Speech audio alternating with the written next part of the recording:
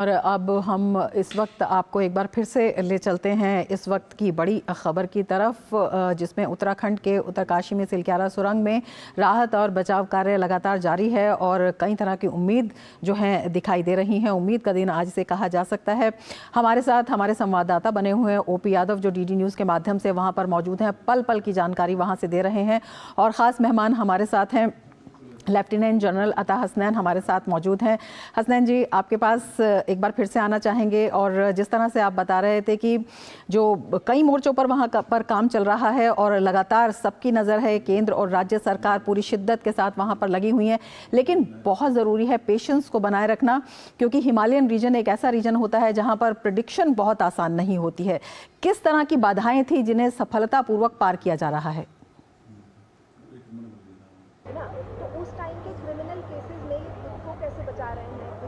आपने बहुत अच्छा सवाल पूछा है ये, और मैं कुछ तफसील से बताता हूं आपको कि जो ये टनल जब कोलैप्स हुआ है, तब से सरकार का प्लान यही था कि इसको साइमल्टेनियसली एक साथ अलग अलग दिशाओं से इसके अंदर घुसने की कोशिश करनी चाहिए। अब हमें मालूम है कि टेक्नोलॉजी का क्या चुनौती होती है। एक तो ये डायरेक्ट रूट था जो इस वक्त अपनाया जा रहा है, जहां पर ऑगर को लगाया गया है। इसके अलावा 4 और रूट हैं जिनको आइडेंटिफाई किया गया था।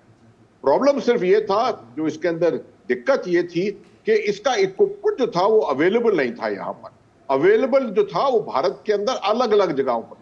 तो सरकार ने अपना जाल फैलाया पूरे देश में इस इक्विपमेंट को लाने के लिए। आप समझ सकते हैं, इंदौर से, हीराकुद से, अलग अलग जगहों से ये इक्विपमेंट आया है। कुछ हवाई जहाज के जरिए, कुछ ट्रेन के जरिए, रेल के जरिए।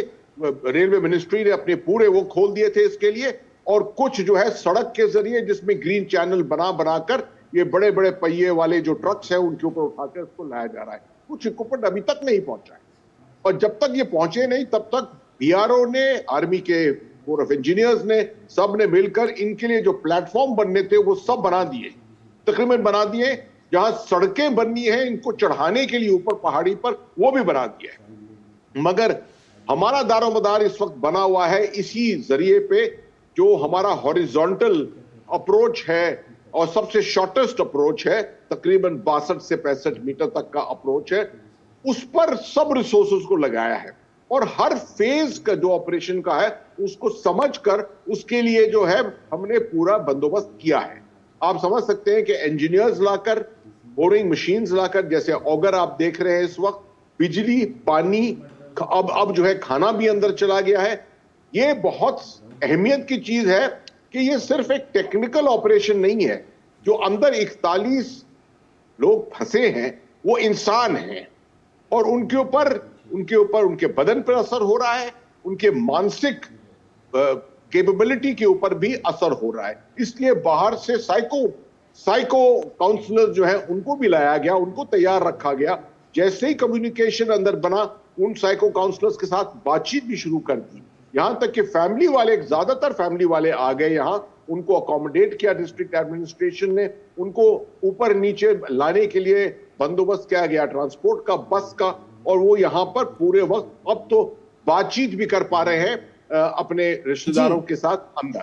इससे जो है मानसिक जो उनकी काबिलियत है उसके ऊपर पूरी निगरानी रखी गई है। बिल्कुल, तो मैं समझता हूं ये जिसको ऑल ऑफ गवर्नमेंट अप्रोच कहते हैं, ये all of government approach disaster management में, आपदा प्रबंधन में एक बहुत अहमियत की चीज होती है।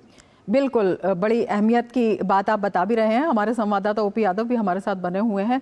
ओपी, आपसे जानना चाहेंगे, जिस तरह से जनरल हसनैन ने बताया है कि मानवीय संवेदनाओं को ध्यान में रखते हुए तकनीकी जो कौशल है उसका पूरा उपयोग करते हुए किस तरह से आप वहां पर देख रहे हैं, आप भी दिन रात वहां पर लगे हुए हैं, किस तरह से केंद्र और सरकार का एक पर्याप्त संयोजन वहां पर देखने को मिल रहा है, किस तरह से जिजीविषा वहां पर जो विभिन्न दल लगे हुए हैं राहत और बचाव कार्य में उनकी दिखाई दे रही है, और जब प्रधानमंत्री स्वयं इसकी जानकारी लेते हैं तो किस तरह से इस मनोबल में और भी इजाफा हो जाता है?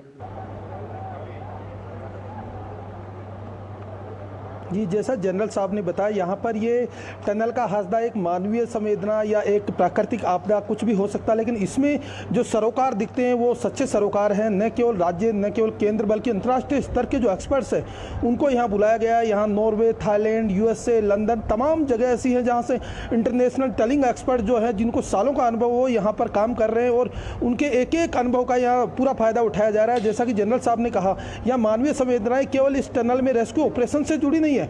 यहाँ पर उनके जो अभिभावक आए हैं, जो अन्य पत्रकार, मीडिया या तकरीबन 1100 लोग हैं जो इस ऑपरेशन में जुड़े हैं, तकरीबन 12 बड़ी बड़ी कंपनियां हैं जो इस ऑपरेशन को अंजाम देने पर लगी है, तो उन सभी का न केवल ध्यान रखा जा रहा है बल्कि हर व्यक्ति के साथ एक बेहतर संयोजन के साथ कोऑर्डिनेशन टीम बनाकर व्यवस्थित काम किया जा रहा है। ये हादसा हालांकि 10-11 दिन का लंबा हो गया, लेकिन इसमें जब हमारी अंतर्राष्ट्रीय विशेषज्ञों से बात हुई तो उनका कहना है कि जिस तरह से भारत की सरकार ने इसमें अंतर्राष्ट्रीय स्तर की मशीनें, हर तरह के इक्विपमेंट्स, हर तरह की मदद तुरंत कार्रवाई करते हुए यहाँ पहुँचाई है, ऐसा कभी हमने अपने जीवन काल में नहीं देखा। ये जो हिमालयन पर्वत है बहुत ही संवेदनशील और नाजुक पर्वत है, तो इसलिए इस हादसे को थोड़ी सी एक समस्या के तौर पे देखा जाता है, लेकिन इस समस्या के समाधान के लिए जो भारत सरकार के सतत प्रयास है, जिला प्रशासन से लेकर राज्य प्रशासन और केंद्र सरकार के स्तर पर प्रधानमंत्री खुद इसकी मॉनिटरिंग कर रहे हैं, बार बार केंद्रीय मंत्री आ रहे हैं, हर एजेंसी से जुड़ा व्यक्ति इसमें अपनी मदद देने को निकल तैयार है, बल्कि इस अंजाम तक इसको पहुंचाकर सफल ऑपरेशन करने के लिए इन मजदूरों को बाहर निकालने के लिए तत्पर भी है। जैसा जनरल साहब ने कहा कि इसमें कई एंगल पे, मल्टी डायमेंशनल एंगल पे काम किया जा रहा है। 6 अलग अलग बिंदु बना के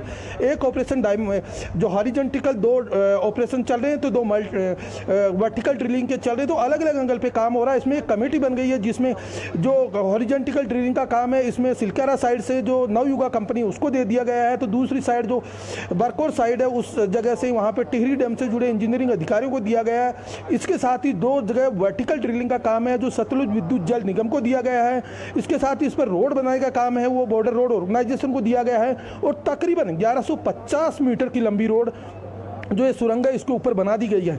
इसके साथ ही साथ ONGC को क्षैतिजीय टनल बनाने का काम दिया गया है, और साथ ही साथ और महत्वपूर्ण मैं बात आपको बताना चाहता हूं कि एक्सेस टनल बनाने का काम किया गया है। इसमें जो ह्यूम पाइप था उसको 4 इंच और 6 इंच के पाइप से कनेक्ट कर दिया गया है। इसके कनेक्ट करने से अब जब भी कभी कोई आपदा है या ऐसी विपरीत स्थिति आए तब भी मजदूरों को श्वास और ऑक्सीजन की आपूर्ति हो सकती है। तो ऐसे बहुत सारे मैकेनिज्म यहाँ अपनाए जा रहे हैं जिससे इन मजदूरों को बचाने का काम होगा।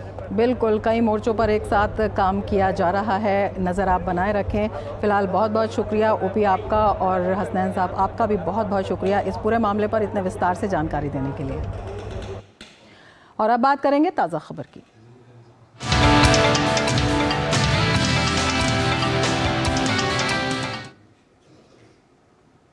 डीप फेक अब एक बड़ी समस्या